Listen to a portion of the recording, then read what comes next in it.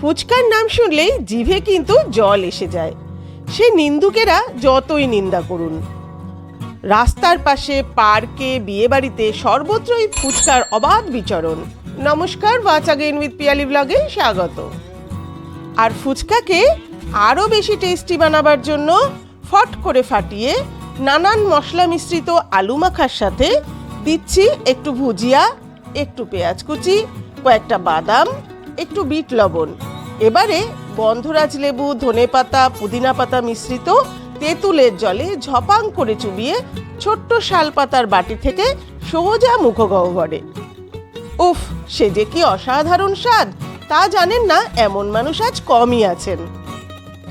আপনারা কমেন্টে জানান তো, কে কে একসাথে সবচেয়ে বেশি কতগুলো ফুচকা খেয়েছেন আর কোথায় খেয়েছেন।